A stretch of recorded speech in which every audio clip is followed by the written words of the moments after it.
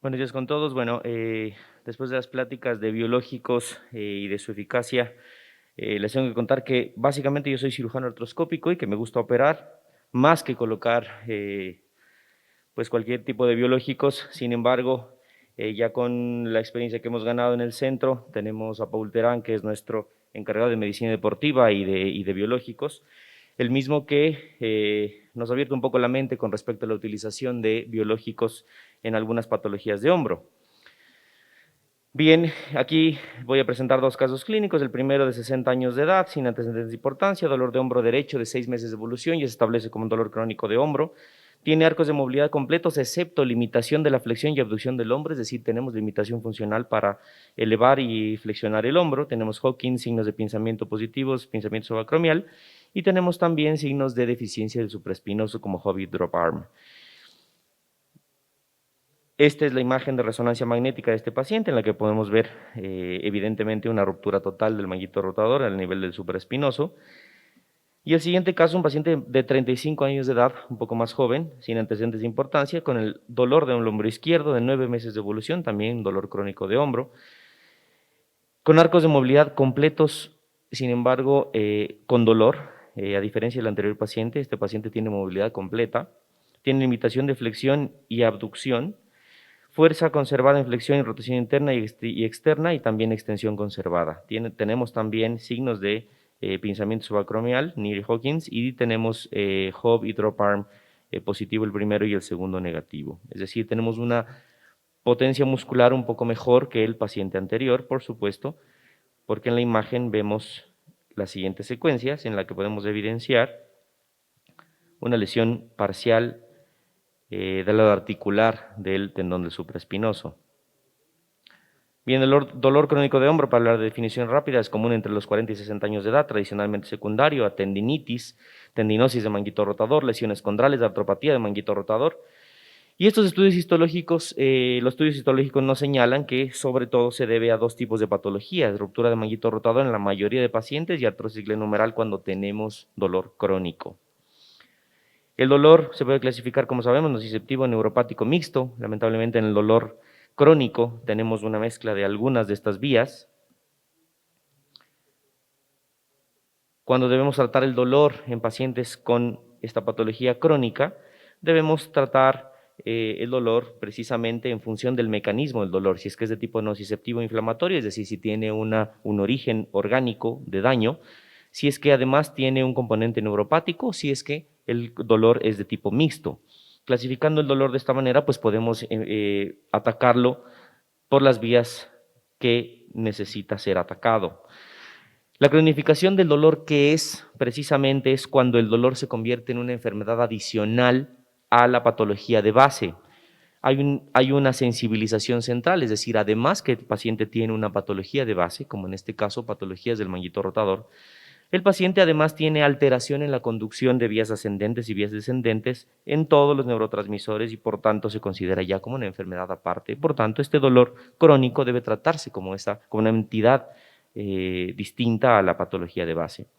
Dentro del tratamiento del dolor crónico, de hombro, tenemos muchas opciones entre tratamiento conservador, educación y terapias, tratamiento más invasivo y procedimientos quirúrgicos. Con respecto a los mecanismos de acción que tenemos disponibles en el momento, por ejemplo, este medicamento nos ofrece un efecto antineurálgico adecuado, sobre todo para estímulos periféricos y también para el control de la afectación de sensibilidad central que normalmente tenemos en dolor crónico. Hay eficacias en estos medicamentos diferentes, en los opioides más comunes utilizados. Debemos tener la capacidad de discernir cuáles de los medicamentos, opciones que tenemos como opiáceos, sobre todo cuando vamos a utilizar biológicos en los pacientes, porque sabemos que los AINES inhiben la función plaquetaria y esto nos complica en el pronóstico que tengamos en pacientes en los cuales pongamos PRP. Entonces, es útil saber de estos del tramadol, tapentadol, la oxicodona y la morfina, cuáles son equivalentes y cuáles nos ofrecen mejor analgesia sin tener aumento de los efectos adversos. Con respecto a la utilización de los biológicos, es algo que debemos identificar, la reparación versus la regeneración. Lamentablemente, cuando nosotros operamos un manguito rotador y colocamos las anclas, y doble fila, múltiple fila, la configuración que utilicemos, etcétera, vamos a depender de una cicatriz, a diferencia de del componente biológico o del procedimiento biológico en la que nosotros pretendemos regenerar, es decir, el proceso de cambiar un tejido lesionado maduro por uno igualmente maduro y con características y funciones estructurales idénticas.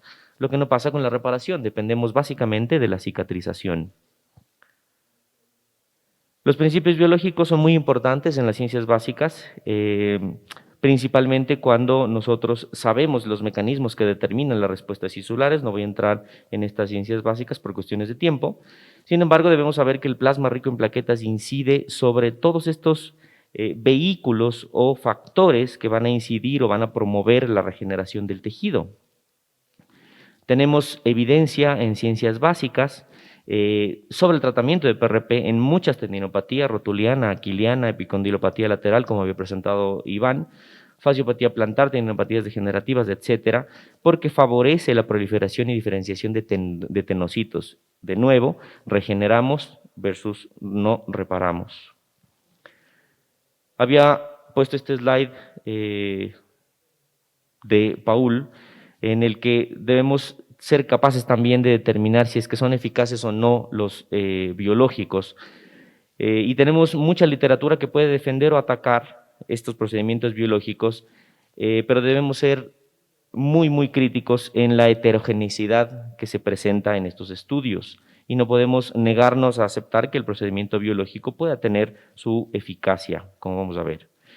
Finalmente, hablando de la resolución de los casos, este es el caso clínico 1, en el que veíamos una lesión total de manguito rotador en la resonancia. Lo vemos acá, como lo vemos completamente desgarrado en la inserción, en el footprint. Entonces nos vamos a la huella, hacemos el procedimiento artroscópico, resecamos el tejido de tendón no vital y colocamos nuestras anclas, tanto en hilera medial, en esta configuración, que es la configuración de Parachute, que es la que estamos utilizando en nuestro centro predominantemente. Pasamos las suturas alrededor de nuestro tendón lesionado. Y claro, cuando nosotros entramos a la artroscopía, vemos que es bien difícil que esta ruptura, este tamaño de ruptura, pues se cure con la adición de un mecanismo biológico. Por supuesto que no. Simplemente con la visión que tenemos, es difícil pensar que añadiendo un biológico, toda esta lesión o toda esta magnitud de desinserción pueda reinsertarse con un tratamiento biológico. Finalmente, la configuración de Parachute consiste en esto, en la inserción de una hilera lateral para tener una reparación estable de nuestro tendón.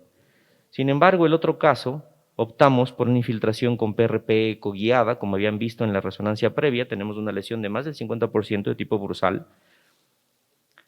y literatura que justifique la utilización de biológicos la hay, la tenemos. En este, por ejemplo, tenemos 90 pacientes randomizados en este estudio de eficacia de tratamiento con plasma rico en plaquetas en la reparación, en la regeneración de lesiones parciales y totales, y vemos cómo la secuencia a los 12 meses es favorable. Este es otro de 74 pacientes en el que se evaluó como resultado primario el DASH score, en el que vemos también mejoría global de los pacientes en un seguimiento de 24 meses, incluso en pacientes con rupturas totales, por supuesto, no del tamaño que teníamos en el primer caso. Este es otro estudio en el que se estudian 99 pacientes, se randomizan con otro grupo, se randomiza, perdón, entre dos grupos, corticoide versus PRP, y tenemos mejoría a los 3 meses y a los 12 meses, sobre todo en el grupo de PRP. Entonces, ecoguiado es mucho mejor, porque ecoguiado, como lo hacemos en nuestro centro, Paul Terán es quien dirige la parte biológica, repito, en el que, utilizando un eco de buena resolución, llegamos al punto de desinserción parcial, como ustedes ven, es hipoecogénica la zona en la que no tenemos tendón. Por supuesto, esto implica realizar un protocolo muy estricto en el que contamos con sistemas cerrados, contabilizamos el número de plaquetas por microlitro. Debe ser posible también tener el control sobre la presencia de capa leucocitaria, debe ser procesado en un medio lo más estéril posible, no lo hacemos en consultorio, se hace en quirófano, debe ser procesado en un medio, tiene que tener gran volumen también, nosotros, en la mayoría de literatura están entre 20 y 30 ml de extracción, nosotros tenemos 60. Optimización de volumen entre plasma pobre y plasma rico, y lo hacemos de esta manera, en quirófano, con sedación o bloqueo periférico, material y equipo adecuado, revisión directa de ecografía y registro de imágenes. Este es el resultado después de 6 meses de seguimiento. Ahí podemos ver en la previa la ecogenicidad disminuida, ¿no es cierto?, en la zona de desinserción del supraespinoso, en esta zona, como vemos, no sé si se ve mi cursor, en esta zona vemos la zona de desinserción, que es mucho más obvia en la resonancia magnética, y a los 6 meses de tratamiento, como vemos la huella completamente llena de tendón, ¿no es cierto?, y ya no tenemos esa zona hipoecogénica. Hicimos también un control con resonancia magnética a los 6 meses, como vemos en esta resonancia inicial, la desinserción bursal de más del 50%, y a los 6 meses de seguimiento, una completa cicatrización del tendón.